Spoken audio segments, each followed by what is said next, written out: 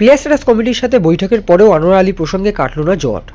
ভারতের তরুণ তারকা ডিফেন্ডার আনোয়ার আলী নতুন মরশুমে কোন দলের হয়ে খেলবেন সেই বিষয়ে এখনও ধোঁয়াশাই রয়ে যাচ্ছে।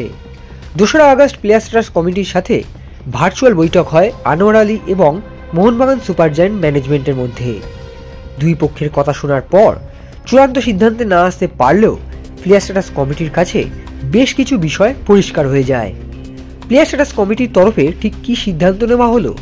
সূত্রের খবর, প্লেয়ার স্ট্যাটাস কমিটির সিদ্ধান্ত অনুযায়ী আনোয়ার আলী মোহনবাগানের সাথে চুক্তি ভেঙে দিল্লি এফসিতে ফিরে গেছেন এবং ইস্টবেঙ্গল দলে সইও করেছেন। প্লেয়ার স্ট্যাটাস কমিটি দুই পক্ষের বক্তব্য শোনার পর জানায় যে এই চুক্তি ভঙ্গ সঠিক কারণে হয়নি, ফলে চুক্তি ভঙ্গের জন্য এআইএফএফ আরএসটিপি আর্টিকেল 20/2024 নিয়ম অনুযায়ী সিদ্ধান্ত নেওয়া হবে। আর এর পাশাপাশি অন্য কোনো নিয়ম থাকলেও সেই সিদ্ধান্ত নেওয়া হবে। তবে আনোয়ারের ফুটবল জীবন এবং সুরক্ষার কথা মাথায় রেখে প্লেয়ার স্ট্যাটাস কমিটি এই সিদ্ধান্তেও আসে যে আনোয়ার যে ক্লাবে চাইবেন সেই ক্লাবে খেলতে পারবেন। কিন্তু যেহেতু বিষয়টি খুব কম সময়ের মধ্যে হয়েছে, সেই কারণে দিল্লি এফসি এবং ইস্টবেঙ্গল ক্লাবকে 5 দিনের সময় দেওয়া হয়েছে তাদের তরফে বিষয়টি সম্পর্কে জবাবদিহি করার জন্য।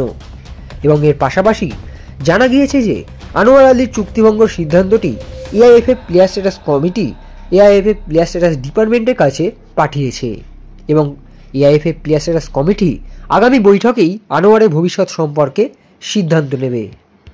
Extra time.